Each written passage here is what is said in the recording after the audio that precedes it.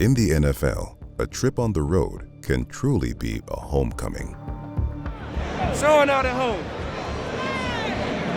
Standing on business today. Go, man. Turning up for the city.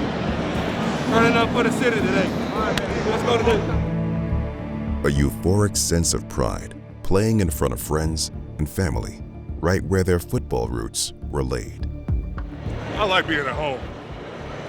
We on the road, but we at home. Have some fun today. I know it's not everybody's hometown, but play like it is, bro.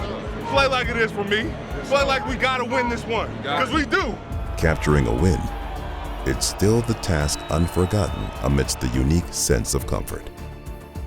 But sentimental feelings aside, Pittsburgh is still searching for their first back-to-back wins of the season. And what better place to find them than on the road?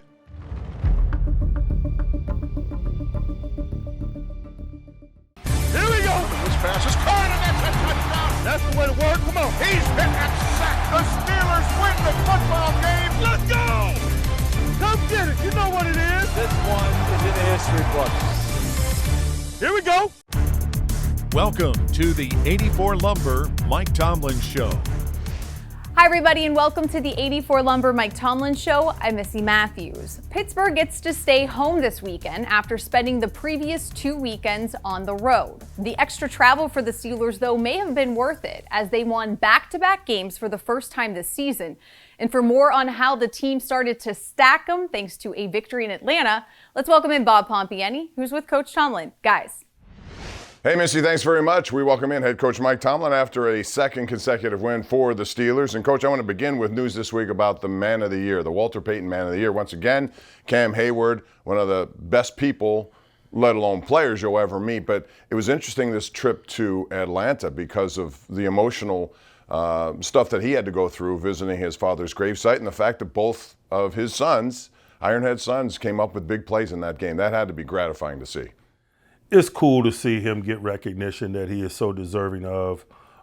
His contributions in the community, whether it's this community or the Atlanta community where he's from, or the Columbus, Ohio community, or any community he cares about, is as consistent as his play.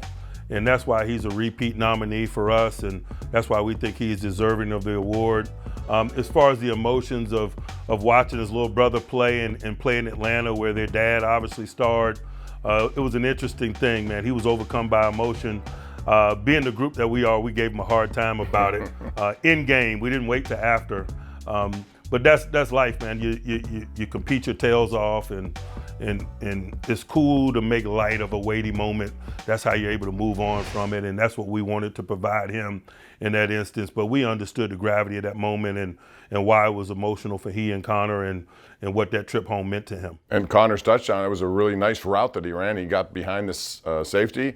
Just a beautiful play. Was that the design of the play, or how did that all work? It was. It probably benefits Connor to be a rookie. You know, when you got a rookie quarterback, they spend a lot of time with the other rookies, and you know, Connor probably gets the ball too much relative to his role. But they spend a lot of informal time together doing team development in hotels and so forth. And Kenny's got a great deal of confidence in him, and I just think that he's growing each and every week and making some significant plays for us on offense and in special teams. The other significant part of your games the last several weeks has been the run game. Very consistent, very productive. I want to get your take on the, quote, angry run that Najee threw down Grant to the ground. That was as good a stiff arm, I guess, since Vance McDonald did it down in Tampa Bay. It was indicative of his day, it looked like to me. Yeah, he ran with a certain demeanor.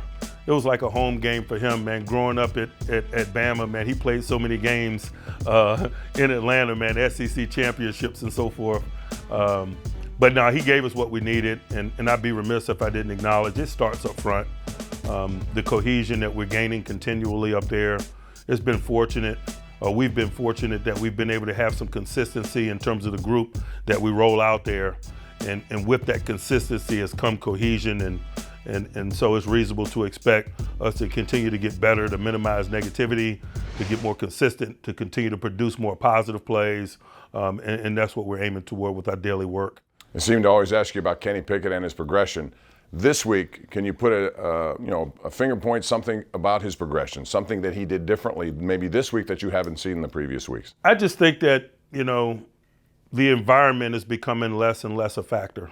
And in order for that to happen, you got to be in some hostile environments. You got to be on the road. He had an opportunity to play in 2 consecutive road games and have some success, one in a Monday night road environment. And I just think that there's growth associated with that. I think he's more definitive in terms of how he expresses his opinion and shares information and what he's seeing. I just think he gets continually more comfortable in game, and oftentimes that includes changes of environment, road venues, et cetera, et cetera. That's no small task for a rookie quarterback to stack back-to-back road wins. It just isn't because they don't have a lot of experience and they're learning a lot. You're in a foreign venue, where's my play clock and things of that nature. It's just a lot of things that go on when you're gaining an exposure to a venue that's not often talked about in settings like this. But if you're in our business, you realize it's really tangible things to work on and get comfortable with and to grow from. We sat here last week, you talked a lot about special teams, had come off below the line performance, and yet the special teams allowed nothing to Cordero Patterson, and you also got a tremendous punt at the right time of the game by Presley Harvin. How big of a difference was that in that game, specific to a one-possession game? Significant. The field position component, when it's ebb and flow, when it's tight, is a major component of the ball. We had to minimize Patterson, a known guy like that. Part of good coaching and good playing is minimizing known issues, and that means make problems disappear before they happen. Man, we knew last week sitting here that guy was a problem, so it's mandatory that you minimize some of that, and the guys did. We got nice contributions from Presley Harvin in a timely manner, and can't say enough about Matt Wright and the consistency in which he's playing. I gave him a game ball after the game, and he's really deserving of that. Yeah, he's been perfect in the last 10 opportunities. The other thing that kick did was pin him down, and it allowed your defense to go after, and Cam put tremendous pressure on Mariota, which led to the Minka interception, which sealed the game. I know a lot of fantasy owners weren't happy with the fact that he didn't take it back. What did that play show you about him? He's a smart football player, but it also shows you just the state of sport entertainment, man. It is ridiculous that we're talking about something other than winning, whether or not you had the Steelers defense and the fantasy points that you lost, or the gambling aspects of overs and unders. I just, on a personal note, I'm saddened often by the distractions that could become part of viewing and enjoying men competing at the highest level in the game that we all love by fantasy teams and over and under lines. It's unfortunate at times, really. That guy displayed great situational awareness and playmaking and selflessness in that play, and he should be championed for that as opposed to questioned in some of the ways that I hear him being questioned, unfortunately. Well, Minka Fitzpatrick did seal the deal.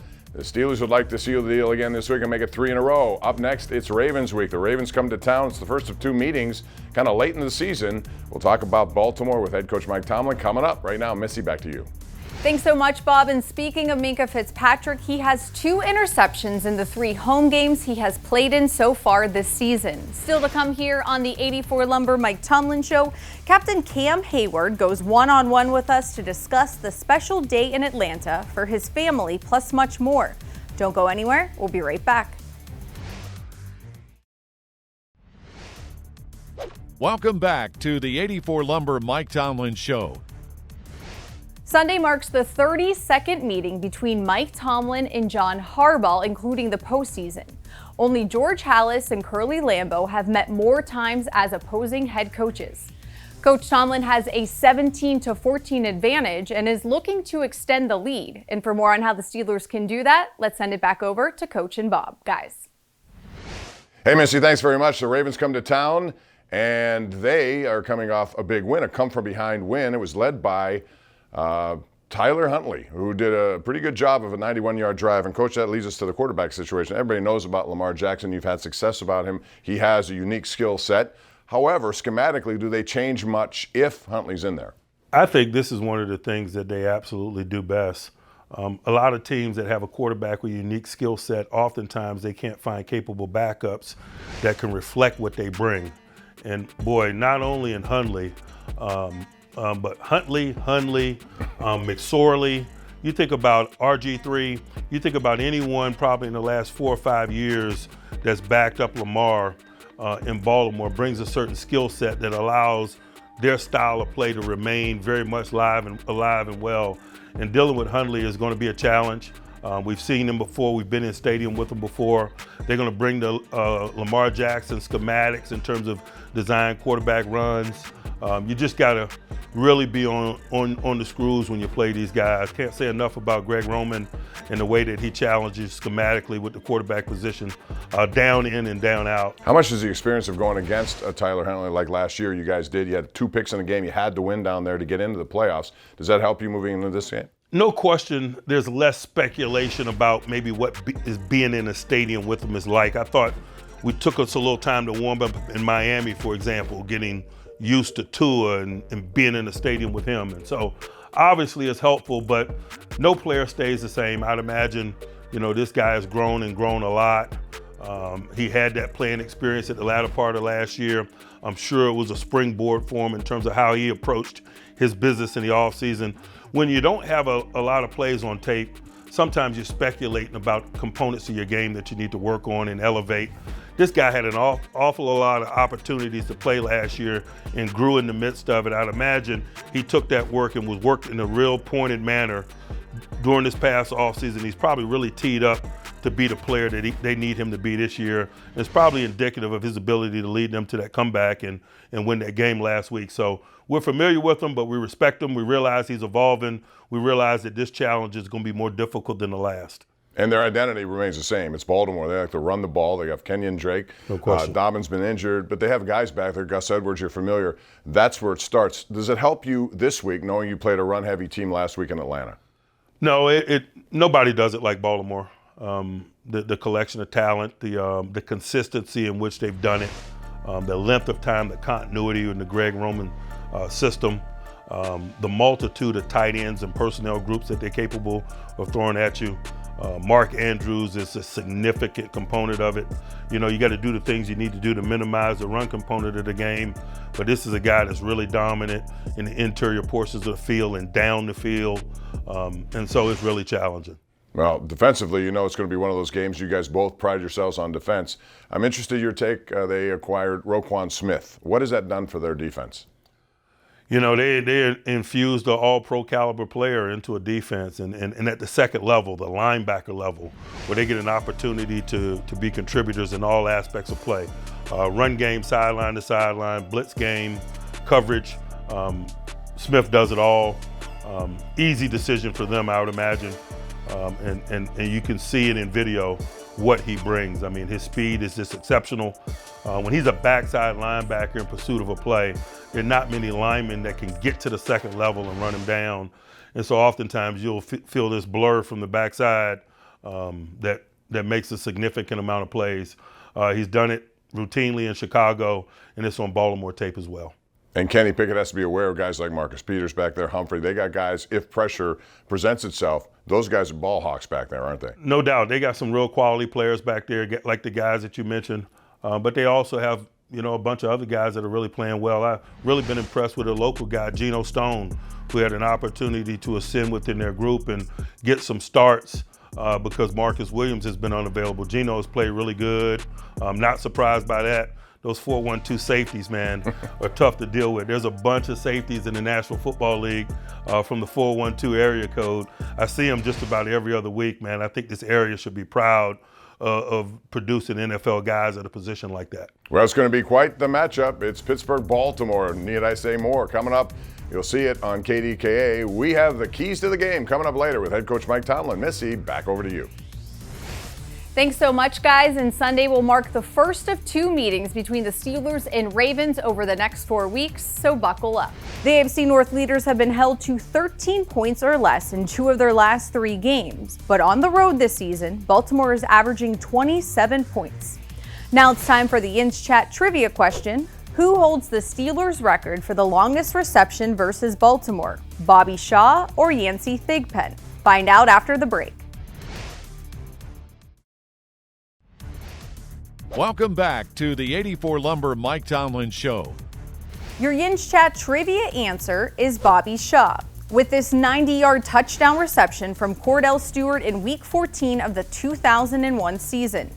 Yin's Chat is the Steelers' official predictive and trivia game. Answer questions, make picks, and win prizes like this week's prize, a Minkah Fitzpatrick autographed football. Play Yin's Chat exclusively on the Steelers' official mobile app. Defensive lineman Cam Heyward is consistent on and off the field. Just earlier this week, he was named the Steelers' Walter Payton Man of the Year nominee, his 5th time in 12 years.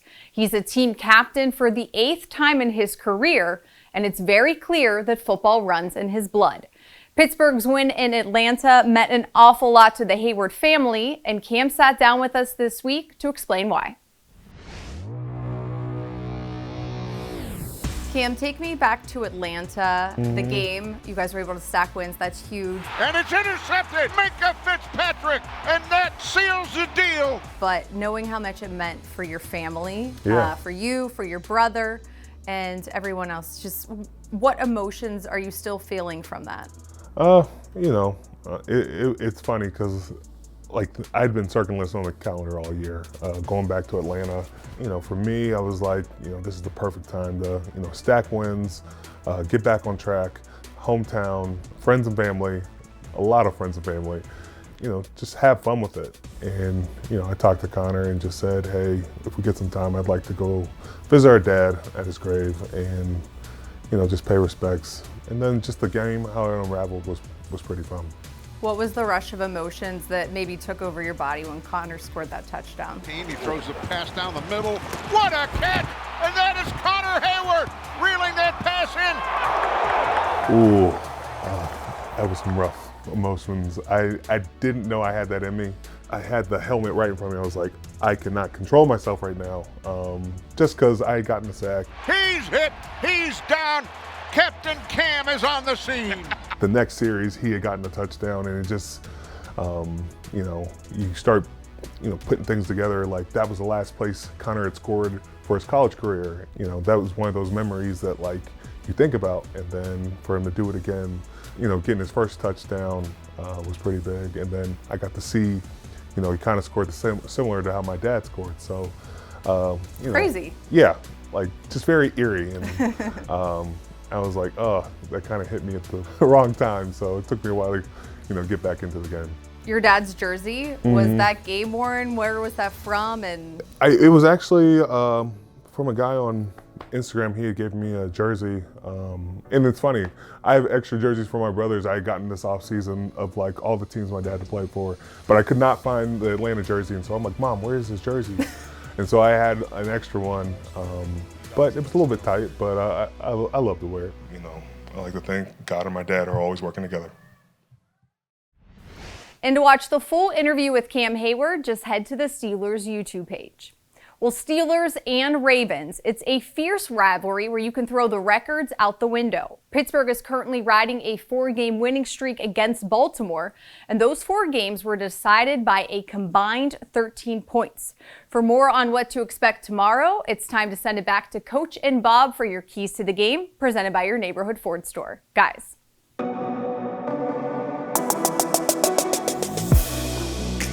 Hey, Missy, it's time for Mike Tomlin to talk about this big matchup between the Ravens and the Steelers, 2 teams that like to run the ball. Coach, your run game has been very good for the last 5. If you look over, you're one of the top rushing, not only attempts, but yards in the NFL. That needs to continue.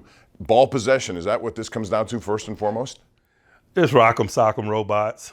For those of us that are 50 years old, we remember that toy. That's how these 2 teams come together. It's more about smiling in the face of adversity.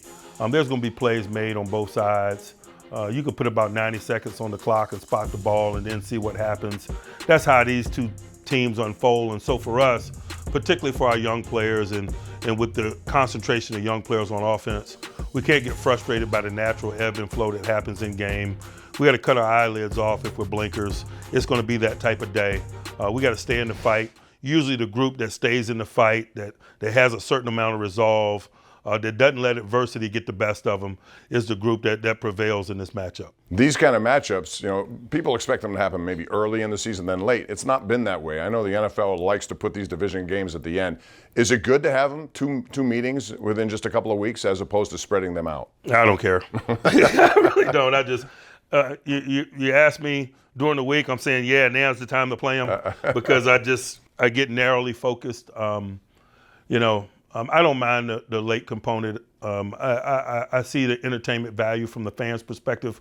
I know it added a lot of drama to Week 17 last year or Week 18 when we were up there in the last week of the season and some of the other things that were going on in divisional play, Indy down in Jacksonville and things of that nature. And so, I've come to embrace it. It really doesn't matter to me. I appreciate it if the fans appreciate it.